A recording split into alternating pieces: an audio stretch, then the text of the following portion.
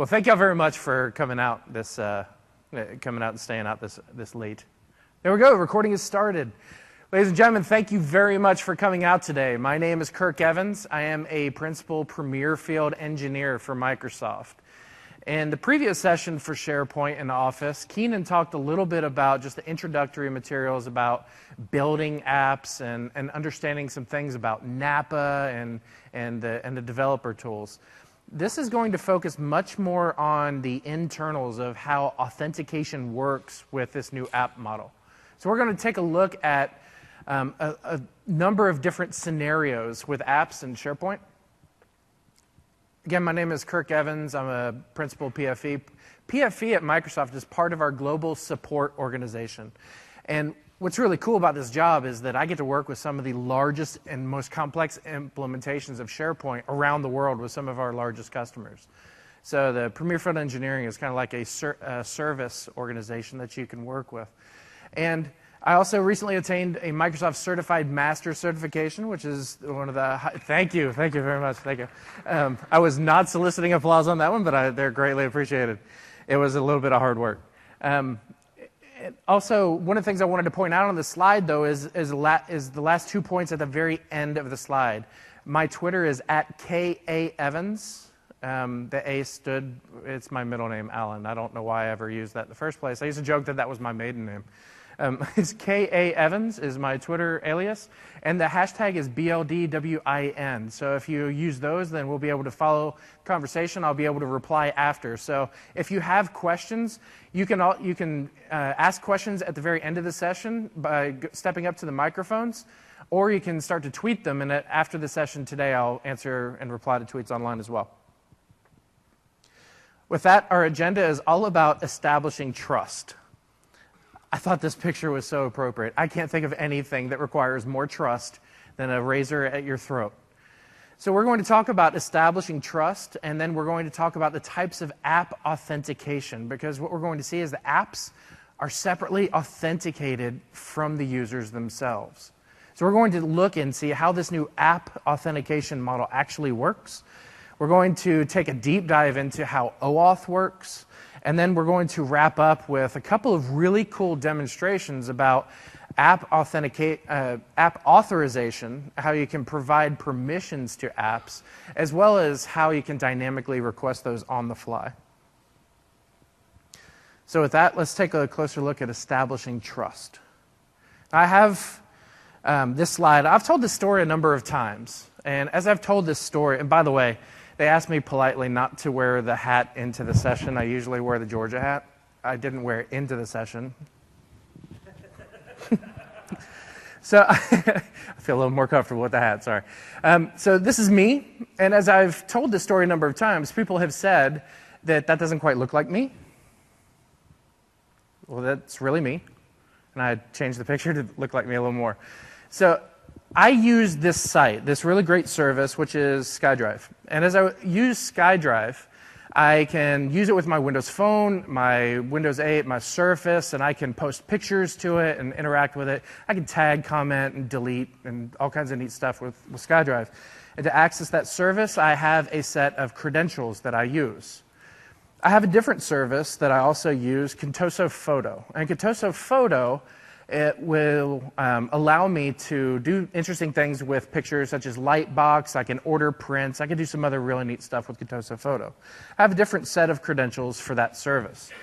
As I interact with Contoso Photo and SkyDrive, then I have two different credentials that I need to log in. Contoso Photo also has the capability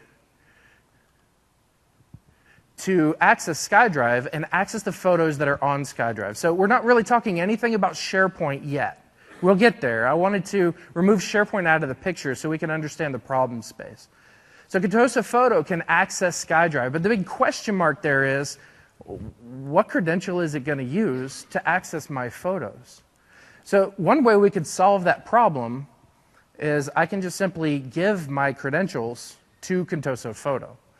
And by providing my credentials, I mean just going there and saying, here's my actual username and password to log in into Live ID to access SkyDrive. You can imagine that might not be the best approach, but let's hear me out and see. Maybe it is a good approach for this one type of service. I'll admit, I actually did this with Twitter, where there was a different service that asked me my user ID password, and I don't know what I was thinking. I actually gave them my user ID password. It didn't take long before I was like, what did I just do? I went back and changed my username and password. We'll come back to that scenario. So as a user, I have the permission to view pictures that I've posted up on SkyDrive. And because Contoso Photo has my credentials, it also now has the ability to view photos. Okay, so that was the desired effect. But now we have some undesired consequences. As a user, I also have the permission to upload, tag, and comment content. And because Contoso Photo also has my credentials, and SkyDrive can't tell the difference between me or them, it also now has the ability to upload, tag, and comment. It gets worse because once I realize that I also can delete and change my password, and now so can Contoso Photo, I start to think maybe this wasn't what I intended in the first place. Okay, maybe Contoso Photo is so trustworthy that they don't want to risk their reputation by doing anything that I wouldn't have expected, so they're not going to do that, right? But what if I decide that I don't trust Contoso Photo? What do? I change my password. Okay, so that still might be okay for this one service, but what if I have 8 other services that I'm using? Now I have to go back and change my password to all those other services and tell them what my new password will be. Not ideal. So it turns out that there's an actual better way. Instead of providing my actual keys, I can provide kind of a valet key. Now, if you have a valet key for a car, you might know that it provides maybe limited functionality. You can't get into the trunk, you can't operate the radio, you can't get into my contacts that I've synced with my phone, and it has a limited drive distance. So it has a bunch of things that it can't do. It's limited, and it has a set of permissions that I give that service, the valet service, whenever I hand them my valet key. So it restricts what they're able to do. And further, SkyDrive can tell the difference between them and me because I've given them this signed key. It's signed by me. Well, that doesn't look like me. That looks like me.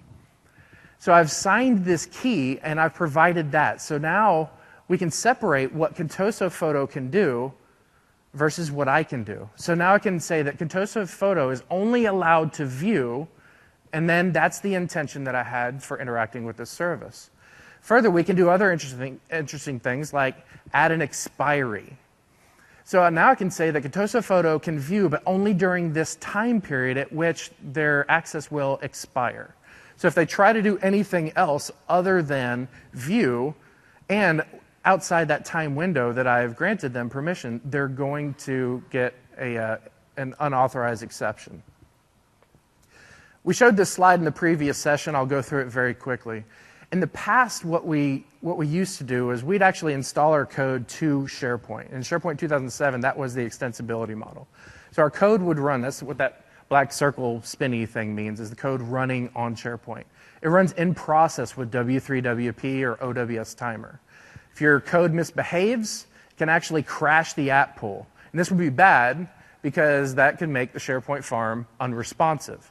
I'm in Premier Field Engineering, I'm in support, and I can vouch that a very large number of our support tickets are directly because of code modifications to the SharePoint environment. In SharePoint 2010, then, we tried to address that by introducing the new client-side object model where code would run on the client, whether it's the phone or in the browser.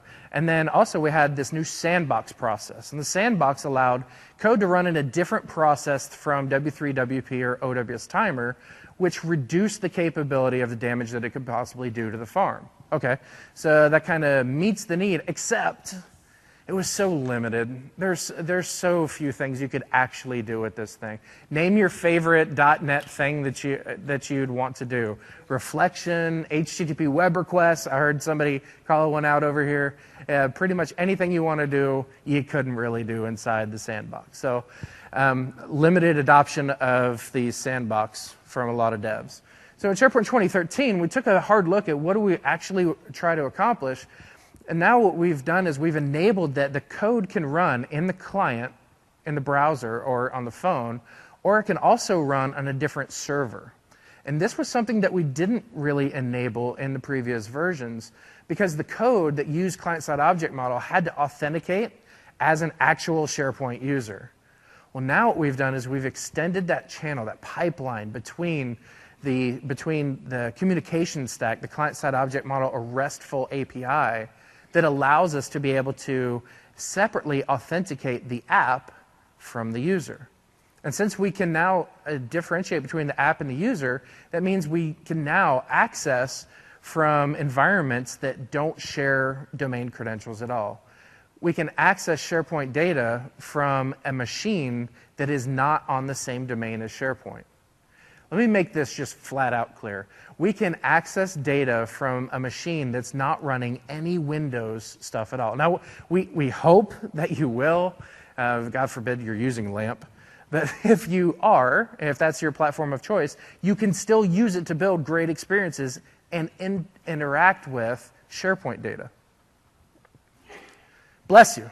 So with that, let me give you a quick demonstration of a sample, and this one's called SharePoint Connect. So let me find the one here. There it is. So what I've done is I've created a simple, oh, you can't see that, can you? One moment. Technical difficulties.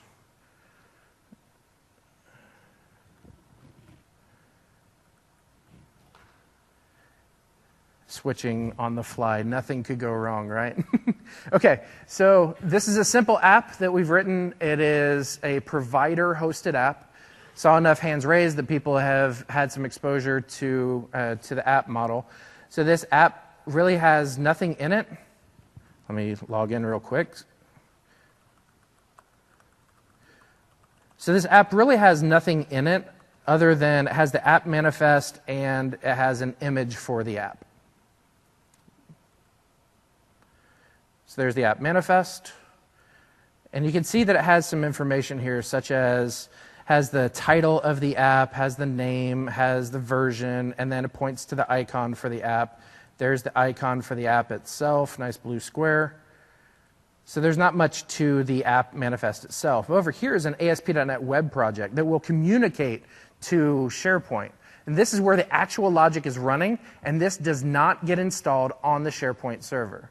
This is your own server that's running somewhere else. It's running in Azure. It's running in, it's running on your own host or Rackspace or some other hoster that is running your solution.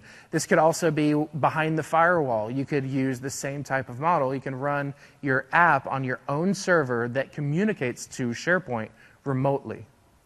Now, to enable that, we had to make some changes to the underlying infrastructure. And so here's this page, default.aspx, and you can see that's what the page looks like, and just has an image, has a text box down here. It says I can embed Office 365 Connect in the site. And the meat of this uses this shareexecute.cs page. And inside this page, there's a couple of things. Whenever I said that we changed the infrastructure, we made improvements to the infrastructure, it was through this concept of using OAuth. And I'm going to explain OAuth much more deeply. And I'm not going to go through this code very much. We'll just use this as a demonstration really quickly of some of the capabilities, and then we'll come back and look at the code much more deeply. But what this code is doing is it's going to extract out the file name, title, href, and comments that the user has typed in. And then after that, I'm going to use an OAuth access token, provide that to SharePoint, and say, whenever I call and I get data, I'm going to also provide this access token as part of the call. Now, I really, as a developer, I'll admit, don't tell anybody, please. That was a funny joke this morning about you can all keep a secret, right? Everybody heard that in the keynote. It just cracked me up. So if you can keep a secret, I'm a developer. I don't like security stuff very much. Actually, I do. I like security stuff, but I don't like writing it because I always think I'm going to get it wrong. So what we've done is whenever you generate a new provider-hosted project, we create this class called Token Helper, which is actually part of your project. And it has all these methods in here for abstracting OAuth for you. So you don't have to necessarily know all the details of how OAuth works. It has all the implementation here. You provide a few parameters, and it abstracts that away. We're going to take a deeper look at Token Helper in a moment as well. So the meat of this code is using access token, communicating with a client context, which will communicate using the client-side object model, and then it'll use this feed helper class that I've created. So we'll go look at feed helper real quick, and it's fairly simple. Uses the new social feed manager API in SharePoint 2013 to be able to post information to my news feed. And then I'll take what the data that's passed in, such as what is the URL, what is the file name, the title, the href, and all the information that we filled out inside the form. And then after that, we're going to use the managed client-side object model, managed code. We're using C# code here, it's not JavaScript. So if your experience with the app model so far has been through JavaScript, I'm really not going to show a whole lot of JavaScript here. We're going to focus more on the managed code side, on server side. So I go back and I look, and I can see that I add a post data attachment, I create a post, and finally call client context execute query. That, in turn, is doing something that would have been pretty difficult in the past model because it's using this other class. Let me go back to share execute and show you the other part real quick. Because it's also using this other class, thumbnail helper, that will load up the web browser control, a Windows form web browser control, load that up, take an image of a page, create a bitmap of it, and then store that as a temporary file. From that file, then, this feed helper class that I'm using will actually take that image and post that to my news feed. Why this is so cool is because that would have been something that first you didn't really want to do in process with W3, WP, or OWS Timer. You wouldn't want to use this as a farm solution. It also would have been impossible to do with the sandbox, so you wouldn't be able to use these APIs with the sandbox. So this is really showing something that would have been difficult using the previous model. So to demonstrate, we're going to hit F5. When I click F5, that will actually install the app to my Office 365 site. The web config is updated, installation is in progress. The network gods are with us, so everything seems to be running fine. And it asks, do I trust it? Because I open this up with everything with SharePoint apps is about trust. We establish trust, we have to confirm trust. So here, as the user, I'm going to confirm, I'm going to read this, I'm going to understand it, I'm going to know what this means, and finally I'm going to trust it. And when I trust the app, that will load up the home page. And the home page is running on localhost. It's not running on SharePoint. This is on some other server somewhere else. And it's a fairly simple little application that has this link. And this O365 Connect link here, when I click it, will open up a little control here. I can add a comment. This is O365 Connect, and say post. That will run through the same code I just showed you, load up the image of the page where I clicked that link. We'll grab an image of it. We'll then use the social feed manager and post that to my news feed. Now, somehow it knew that that was my feed, and we'll show that in just a moment. Now, if I go look at this Connect link and I look at properties, you can see what that link is just a JavaScript pop-up that's popping up that share execute page I showed you just a moment ago. And that's running on localhost. So it's, again, not running on SharePoint. So that means that I can right-click and say Add to Favorites. And when I add to favorites, now I can go to other pages. I'm a huge Georgia Bulldogs fan. I'm very excited about the schedule this year. I think we actually have a chance. So I'm going to go here to my favorites and go to O365 Connect link. And it's going to say I can add a comment, excited about the season, and post. Now, the rest of my team might also not be here at build, so they want to understand what's been going on and what's been happening here, what have people been saying about the conference. So I can go to Twitter, and I can search for BLDWIN, and I can then post that to my news feed and tell the rest of my team, there we are. Here is the Twitter stuff post, and I'll take an image of that Twitter page. So now I was able to go to pages that aren't even SharePoint and do something really interesting. And that interesting part is that I go to my news feed. Well, that's not what I was expecting. I'm just kidding. I'll go here and click following, and you can see there's the images that I just published a moment ago. If I zoom in, you can see excited about the season. It even takes the title of the page, forms up a hyperlink and posts that, and there's the image, of course, for that page. Now, if I scroll down a little bit, another interesting part I want to call out is the modified by. Because you can see who is it modified by. It's not via me. It's not as the user. I'm currently logged in as a username MOD administrator. So as I log in here, it's not saying modified by or created by MOD administrator. It's saying SharePoint Connect, which is the name of the app that I was just using. So now you get an understanding of some of the different scenarios. This is completely different than most of the app demos that I've seen before.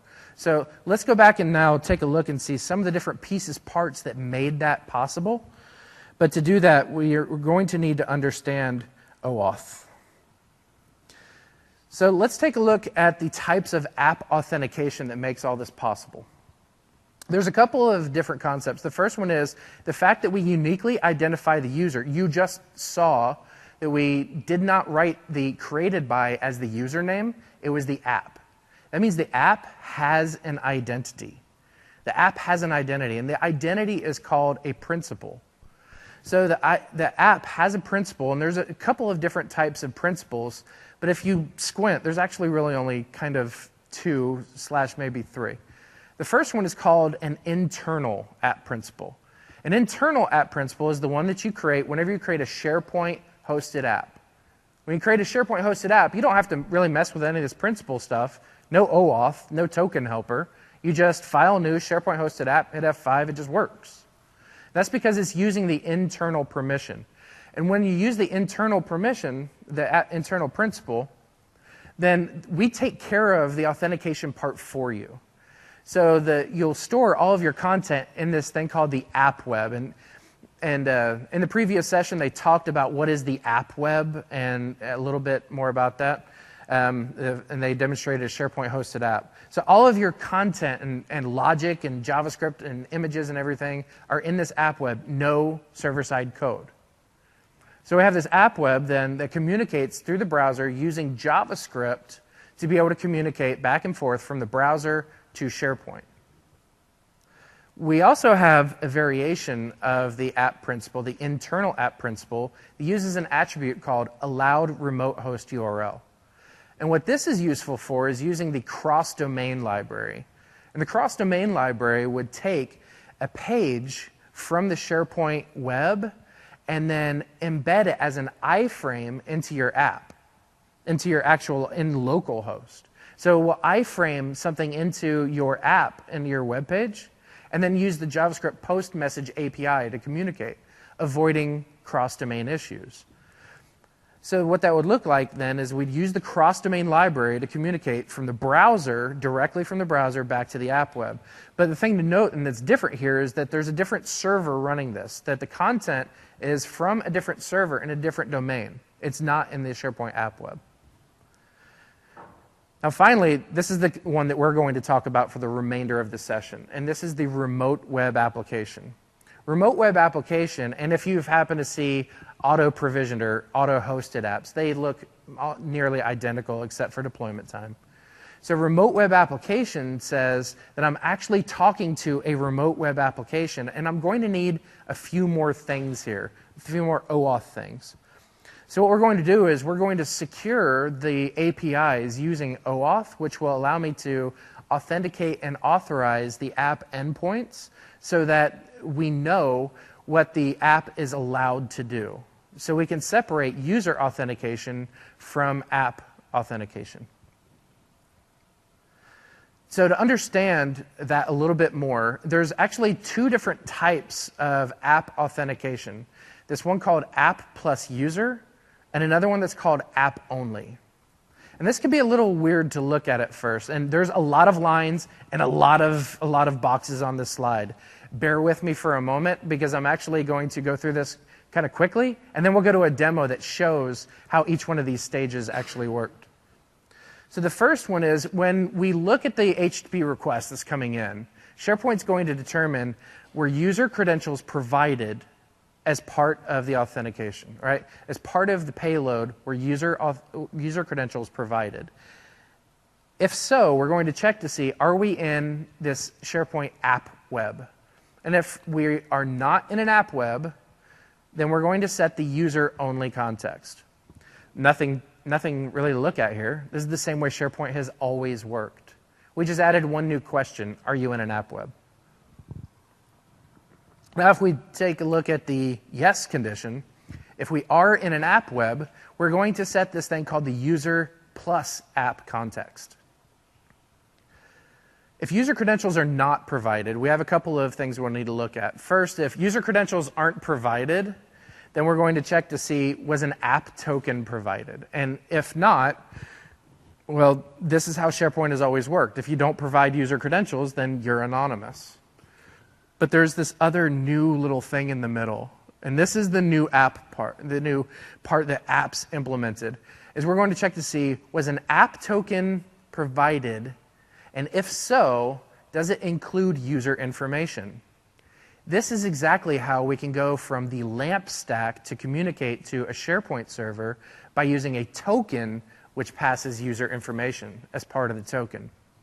Not authenticating the user, we're passing a user token, but authenticating the app. So if the app token includes user information, we're going to set what's called the user plus app context. And if it does not include user information, then we're going to set what's called the app-only context. So the parts I want you to focus on are the two in the middle, user plus app and app-only. Okay, enough of the pre-baked demos. Let me file new project.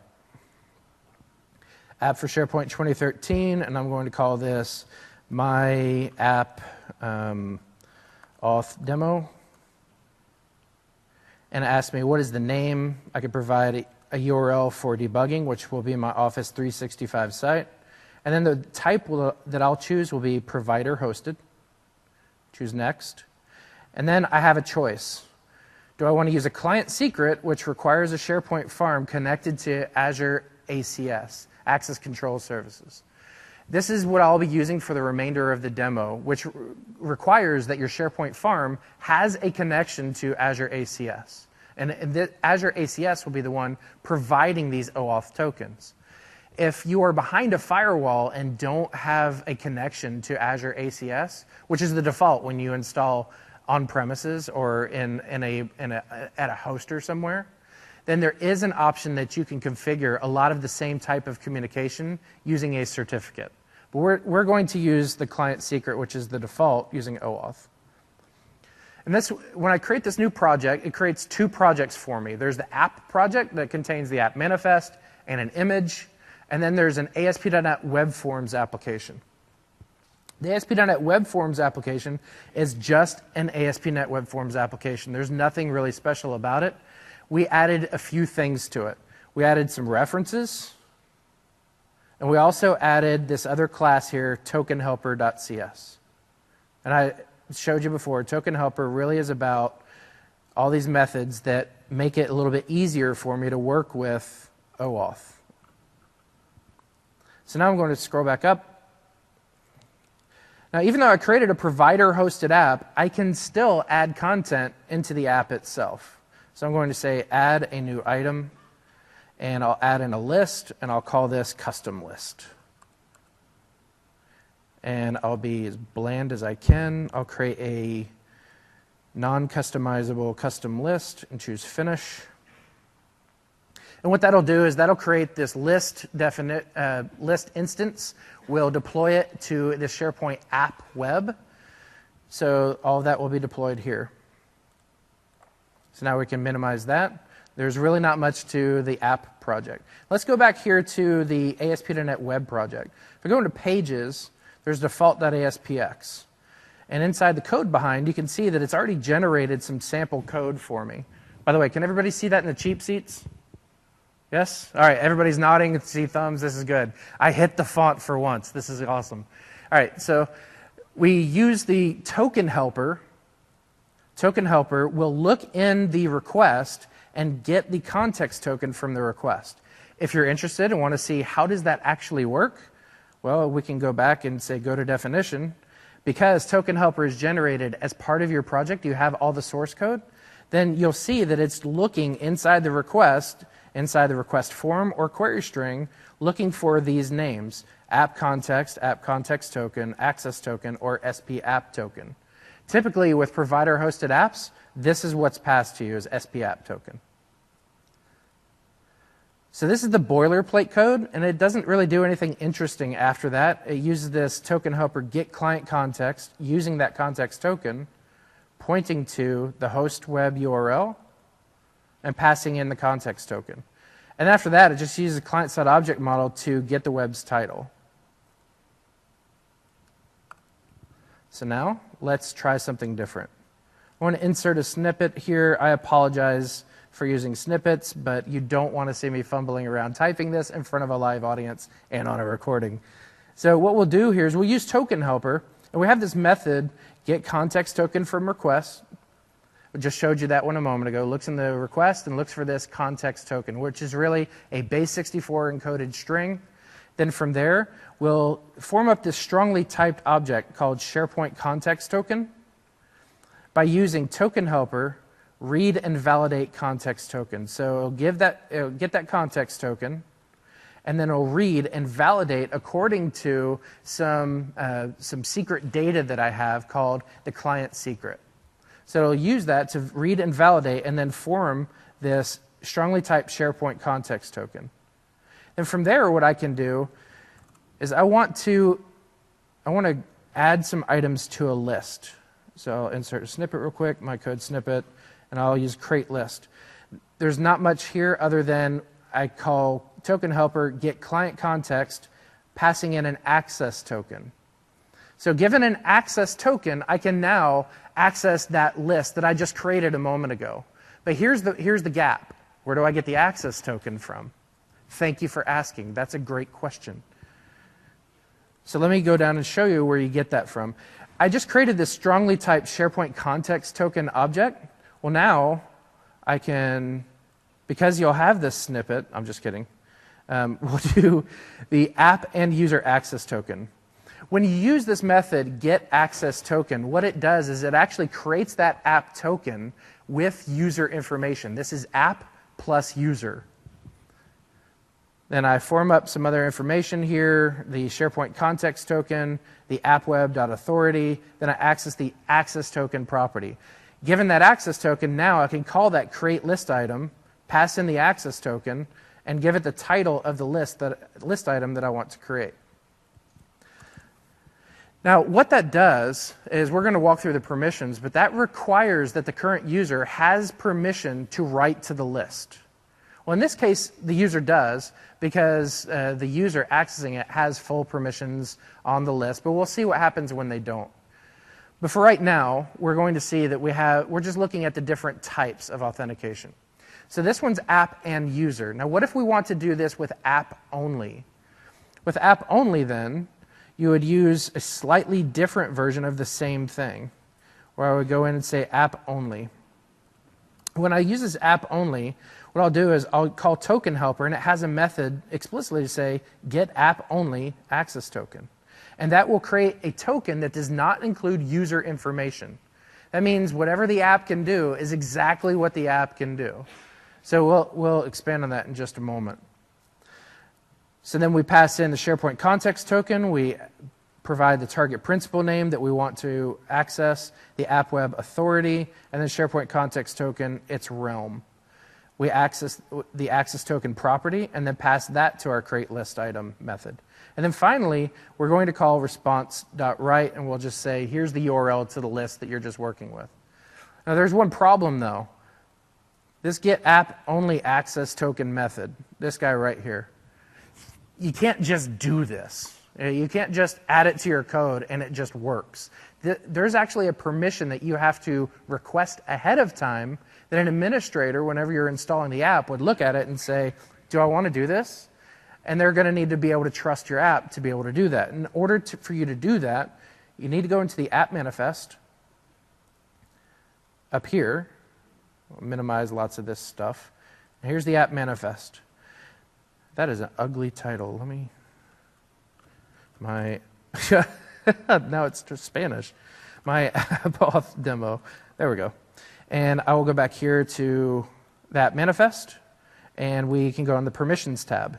And on the permissions tab, there's this checkbox that says allow the app to make app-only calls to SharePoint. So you have to actually request the permission ahead of time to be able to do that. So check the checkbox, click save to everything, nod to the demo gods, hit F5. Yay! Oh, this one's easy enough because he says that I did not add a using statement. I should have known that one. Right click and resolve and using Microsoft SharePoint Client. There we go. Now we're all happy. Everybody's good. It installs the app. It's going to take this .app package. That includes only the list. Doesn't include my actual localhost web stuff. Just going to copy the manifest, the image, and then the WSP that contains the list instance information, and then pushes that up to a SharePoint app web. Then, because I requested permissions, let it share its permissions with other users is actually what that app only reads as to human readers. We'll say trust. And since I click trust, then it runs through my code, default.aspx, and then finally it says everything is happy and it worked. Whew. All right. So why this is cool is because now I have a link to go back to the custom list, because now we can go back and inspect to see what just happened. App, user, app plus user. Okay, so I'm going to copy the link and then actually click it. You'll see why I'm going to copy it in just a moment. Because I want to go back to the list and see there's the 2 items that I created. Hold that thought. There's 2 items I created, but I want to go back to the actual SharePoint site, my actual host web, and go look at something real quick. I'm going to go to just any old list. I think I have site contents here. I have an announcements list. Just a regular announcements list. New item, and when I click new item, this is by me. There are many like it, but this one is mine. Save.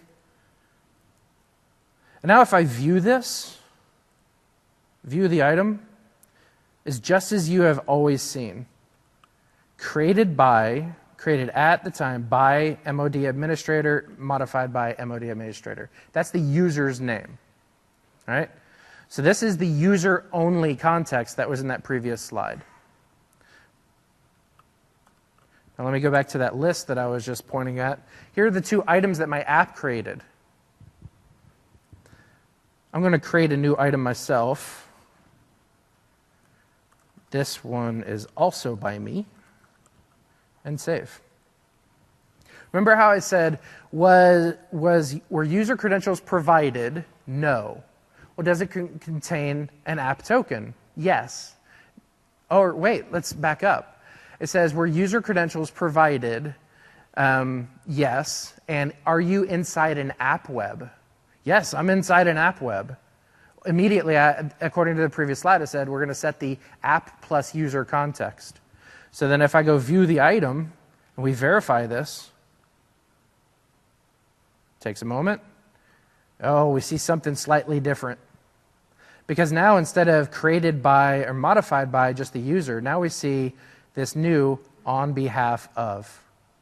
That's a signal that we're using app plus user context. What the app can do and a union of what the user can do. Let's take a look then. If we go back and let's go back one. Let me go back to the list and create a view and show you a little bit more of what's going on behind the scenes. Because there's actually a couple of new columns that enable this. So the new columns that I have are, I'll say this is my view, and I scroll down, and there's actually this new app created by, app modified by, as well as created by and modified by. Now if I go up here and say OK, now you can kind of get a little bit of hint of what's actually going on. App created by my app auth demo, created by is the user. App plus user. All right, let's go back. Here. Good that I copied that into the buffer. Okay, so, and I just accidentally loaded the page, which created 2 more items. So let's look at those 2 items that I just created. There's this other one where I explicitly used the app and user context. And I'm going to say view item. And just as you would expect, because my code included the user information and the token, I get the app information and the user information. What about this app only then? What is that thing? Let's go look at the app only, view the item. And this looks like that Office 365 Connect that I showed a moment ago, where I do not have user information. So what you just witnessed is app, there's the user-only context, there's the app plus user context, and now this app-only context. We'll come back to the importance of those in a little bit. Because now we need to take a deeper look at OAuth. And to understand how all this works, we have to understand what OAuth is and what its purpose is. OAuth is not about authenticating users. We don't ever log in a user with OAuth. It's all about authenticating APIs. That's the reason it was created. So in OAuth 2 parlance, there's these 4 different types, 4 different entities. There's the authorization server that will be the one that will provide the tokens. The resource owner is the user who is going to grant permissions. The resource server is the thing that's being accessed. And then finally, the client, which is our app. Now, to make that a little more real, what I'll do is I'll rename those. Our authentication server here will be Azure ACS. The user will be the resource owner. SharePoint is the resource server. And then finally, our app.com will be the actual client. We'll kind of walk through. First, the user is going to access a SharePoint page, and the SharePoint page has this new app part on it. And by accessing SharePoint with this app part on it, then SharePoint's going to go to Azure ACS and ask for a signed context token, which then ACS gladly provides back, provides a signed context token. And then from there, we render the contents of the SharePoint page. But here's the thing, that SharePoint page also includes an iframe, which points to our app. So we're embedding our app as an iframe inside the contents here for this app part. And the contents, when we fill the contents for the iframe, we're actually going to do an HTTP post from the browser back to our app. That's how we get this SP app token to be able to pass from the browser back to our app. Because you remember, we showed that in the code a moment ago. When we get the context token from request, we look in the request in the query string or in the form, and we look for something called SP app token. So we post the SP app token to the app, and then the app receives that. Now we switch views, and now we're looking at the Visual Studio code that I showed you a moment ago. We look in the request, we grab the context token. From there, we extract out what's called a refresh token. The refresh token is embedded within the context token itself, and we extract that out and give that to Azure ACS and say, I've got this thing. Can you give me something that will actually let me access SharePoint? And then ACS returns back the access token. Now, thankfully, you really don't have to know the implementation of these 2 lines, because that's exactly what Token Helper is written and does for you. So once you have the access token, you provide that to SharePoint using either the client-side object model or REST. Those are the only 2 endpoints that you can use to be able to use this access token. You access those endpoints using client-side object model or REST. SharePoint returns data, and then lo and behold, we have a pretty graph in our app, and we have now successfully completed the OAuth dance. All right, I think this is so cool. Oh, thank you. Yeah, I'm good at clicking through a slide. Thank you. All right. All right, so the important parts that you need to understand here are really, there's three different parts. One is that you get a context token, you provide a refresh token, and then you receive an access token, which is actually your key to access the data. This is what it looks like. Ain't she pretty? If we decode that, it's just base 64 encoded data. If we decode that, you can see there's actually some useful information here, such as this thing called ISS, which is the issuer. Also NBF, not before. And then finally, expires. Not before and expires. This is that window for the expiry I was talking about previously. We also have some information such as there's the refresh token that's stored within the context token itself. So we store all this information that's passed in the context token, we extract the refresh token, and then from there, Token Helper provides the rest of the implementation. So now that we've seen the authentication side of OAuth, let's look at the authorization side. From the authorization side, we have these permission requests. And it's really just a bunch of XML that you put inside your app manifest. Visual Studio does a nice job of providing a nice wizard for you to be able to grant these permissions. But let's look at one a little more closely. Look at that. There's really four parts. First is the product that you're using, the permission provider that's providing that permission, the specific component that you want to access, and then the capability that you want to do. So you provide this nice, easy-to-read string, and then the capability that you want, and then you use that, and then whenever somebody installs your app, you get that nice trust it screen. Do you trust it to perform this action? Here are the different permissions, a nice eye chart for you, and these scope aliases. I'll explain those in a little bit, and then the rights. We'll focus on just one, because typically what you'll use is read, write, manage, and full control. Use that for something like a web. So I want to go to a website, and I want read, write, manager, full control. Further, there's also some other ones like search, where read, write, manage, and full control don't make sense. So it has a different capability that it's asking for. In this one, it's saying, I want to be able to access search results, but not as the app, as the user. Makes sense, because it would security trim out results for an app, and the app's not going to have access to read anything. And then finally, after you ask for permissions, the user grants consent.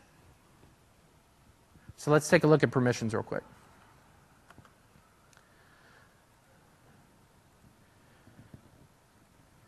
Have another project.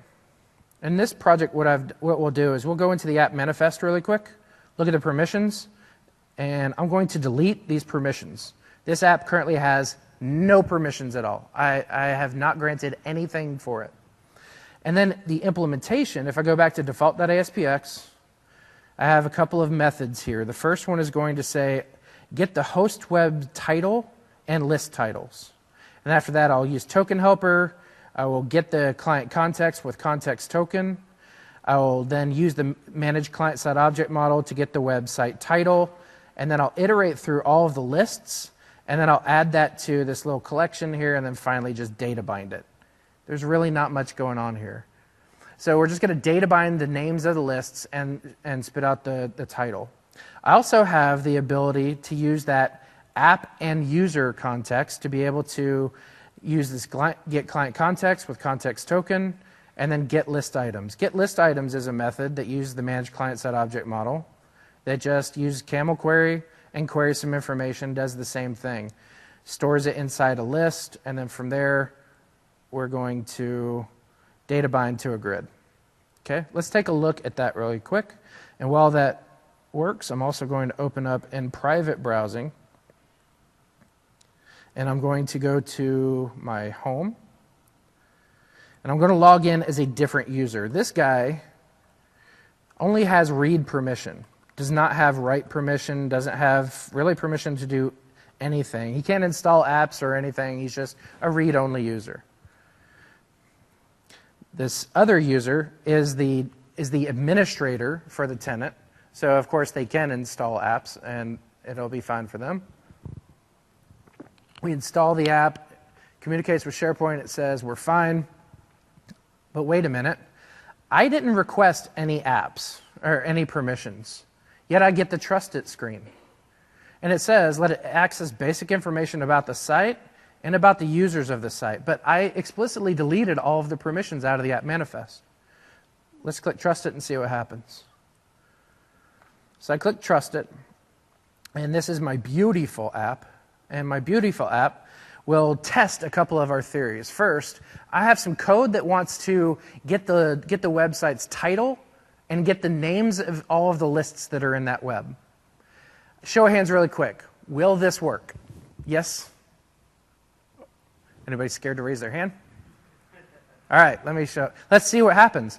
No permissions yet. Boom, it works. Let's go back to Garth, who is a read-only user. I'm going to load up the same thing. Boom, it works too. And the reason why is because the app gets a minimum set of permissions anytime that a provider-hosted app is installed. Having no permissions or not, it has permissions to be able to get to the website's title and the names of all the lists. But here's an interesting thing to consider, because if you kind of look, there's more stuff here in the administrator's window than there is over here in that read-only users. Namely, there's this one called access requests that's not here. And the reason why is, even though the app has read permissions, the user does not have permissions to that list. It's a union of what the app can do and what the user can do. I think that's really kind of cool. All right, let's go one step further. What if we try to get list items? I just said that we have the minimum permission to get the web's title and the names of the list, but can we actually get items? So let's try get list items, and no. Let's see what just happened there. Why did I not get data? Let's go to here. We'll set a debug breakpoint. Do I actually even call this method? Let's see. Permission demo. Let's get list items as Garth. Yeah, I'm hitting it, but I'm not getting any data. And the reason why I'm not getting any data is because, oh, that was supposed to be get list items for Garth. There you go. The reason I'm not getting any data is being security trimmed out. Even though the user has read permissions, the app does not. Remember, it's a union of the permissions, what the app and the user can both do. Okay, so let's go back to the site for Garth and stop debugging over here. Let's grant permissions and test that theory. I'm going to go to permissions, and I'm going to look at the scope. And remember, all those XML things that were generated before, I can just go to list, and that'll be the permission. I want to grant read permission. And we'll say save, and now let's run it again. So now I'm asking for permission to read from a list. I didn't say what list, I just said a list. And so I'll install the app to SharePoint, and then my app is installed. Office 365 responds very quickly and says, do you trust it? Pick a list as a user. All right, I'm going to say the announcements list, trust it. And now I'm going to open up as Garth as well. Where'd you go, Garth? You're right here. So now let's try get list items. Does it work? Yes, because my app has been granted read permission. So there's a couple of items that I just wrote, including the one I typed that was this is by me. So since I granted the app read permissions and the user has read permissions, it works. Cut to the chase a little bit. What do you think this will do? Write to list. Not security trimmed out. We get access denied. 401, unauthorized. You do not have permission. So this is a little bit different than a read operation that can security trim results out. This time, we just get a flat out, no, you're not going to be able to write. So to be able to write, let's go to the app manifest and change that permission to a write permission. Remember that list of lists, though? That was a little unwieldy. We don't want to have to make our users choose that much. So let's say base template ID is 104, and that will significantly reduce the number of items, the lists that the user has to choose from. So now we click F5, redeploys the app, and we're in as Garth still. Yes. We're going to refresh. All right. Yes, I trust it, and greatly reduced number of lists, so there you go, trust it. And now I'm going to go here to SharePoint app permissions. I'm going to write to a list. And now I have write permissions. Yes, the user has write permissions. The app has write permissions. Therefore, it will work. It will work. Oh, you know what's happening? Breakpoint. Let's get rid of that breakpoint. F5 runs. There you go. There's this new thing I just created, the app and user context that I just created a moment ago. Notice, though, that this is not an Office 365 user. This is the current user that's logged into the machine. This is not the same domain that SharePoint's running on by a long stretch. And there's certainly no federation from my local machine to Office 365. So that's how we're able to use two different authentications. All right, now let's go over to Garth real quick. What's going to happen with Garth? We're going to log in as Garth. We're going to try to write to a list, and boom, unauthorized. App has write permission. User does not. So now let's fix that. I have an app. Here's the scenario. I have an app. I want this to work, but I don't want to have to go give Garth write permissions to the list. I don't trust Garth. He's the CEO of my company. All right, so what we'll do is we're going to introduce this other thing. I talked about the app only. And what the app only is going to do is say, let it do something without passing the user's information as part of the token. Therefore, do whatever the app has permission to do. Click F5 one more time. I'm going to go back to Garth, by the way, and we're going to hit back, go back to the site. And the reason I have to keep going back is I have to go back and basically get rid of that old context token and get a new context token because the old one is no longer valid. So we install the app. Do you trust it with lots less things? Let it share its permission with other users. Yes, I trust it. And now, can Garth do this? Let's say F5, permission demo. Garth, can you write to a list using this method, which is write to list app only? Yes, yes, you can. Because here's the breakpoint that says request failed. Hold on once. Oh, you know why? I know why. I hit refresh a little too quickly on Garth. So we need to go back to Garth one more time. And back to the site. And then we're going to wait for it to install. We're going to refresh. And this is going to work because write to list app only. He gets a new context token. Yes! Garth actually is a read-only user using the app-only context. Now is able to write to the list. So what you just witnessed is user only, app plus user, and now app only.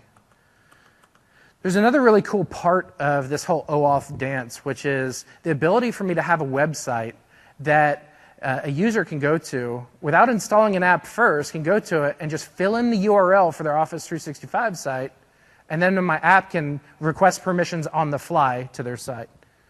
That's going to look similar to what we had before, with a couple subtle changes. The first one is user does not browse to SharePoint first. User goes to app.com first, Contoso Photo. So we go to Contoso Photo, which then we go to there, and then the user types in their URL for their Office 365 site. And then from there, we're going to be redirected back to Office 365. When we redirect back, then SharePoint's going to look up based on a client ID that was passed, and it's going to then ask for permission. And what's stored, what was actually passed in that URL, if you kind of look at the bottom where it has response type code, redirect URI is equal to, here's where we're actually redirecting from SharePoint back to the app. But then this other part, the scope, that was the permission alias that I told you about before, where it had the long XML or the long URL string that looks like the permission, and then this is the alias. And then from there, SharePoint redirects back to the app. SharePoint extracts, or your app will extract out the code. This is not the refresh token, this is a code. Obtains an access token, then everything else works exactly as expected, and now I'm successfully connected to a site. So let's see this in action with a really quick demo since I am almost out of time. We will go back here and say SP Lister. SP Lister is an Office application. An Office application doesn't have a lot of permissions to consider. If I go back and look at the designer, An Office application really has permissions for read the document, write the document, or read-write document. So that's about all the permissions that an Office app has. But I can go to the app domains here, and I might have to tell it this app is going to go to additional domains. So it's going to access data from additional domains. You'll need this in case you ever need to log into Office 365 from your site. And then this for your Office 365 site. The code is actually fairly simple. So let me just F5 and run it. It'll be self-explanatory. Open up Word. Word will open up my little browser application over here, which is welcome to SP Lister. And I've already saved myself some time and added my URL. I click Connect.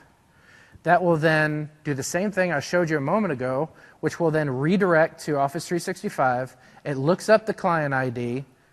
I click Trust It. I'm redirected back to my app, which in this case is still localhost, running on my local machine. And then it says, oh, cool, all right, I'm connected. Now let's create a list. So I'll insert a table. Let's create one real quick and say team and wins. I'm going to say Georgia gets 14 wins. Alabama, sorry, you're only getting 13. And Florida, ha ha ha. All right, so... So now I will select all of this, and I'll say SEC wins, and the list description, I can dream, and create the list. This is actually just using JavaScript client-side object model, using that token to be able to go back to the site. And now if I click on the list, sure enough, I go back to the site, but if I go to the list itself, there is my list that I just created from a site that had no permissions, but I enter in my 365 URL, and I'm able to dynamically request permissions. PowerPoint, where did you go? Right there. Okay. So with that, our last slide is all the way down here. Our summary. We established trust. We looked at the types of app authentication. We looked at permissions, dynamic permission requests. You now understand how permissions work. Please attend the rest of the SharePoint sessions. Mike Morton will be talking about apps with Visual Studio 2013 and talking about the new tooling. Thursday, we have developing apps for Microsoft Office 2013. And then finally on Friday, we have 2 advanced patterns, building enterprise web and mobile apps with Yammer. My blog is located right here, blogsmsdn.com, K.A. Evans, and other resources here for you. Please fill out the evals. They're extremely important to us. For all the work that we put into these, we definitely want your feedback. Ladies and gentlemen, my name is Kirk Evans, Principal Premier Field Engineer at K.A. Evans at Twitter. Thank you very much for attending.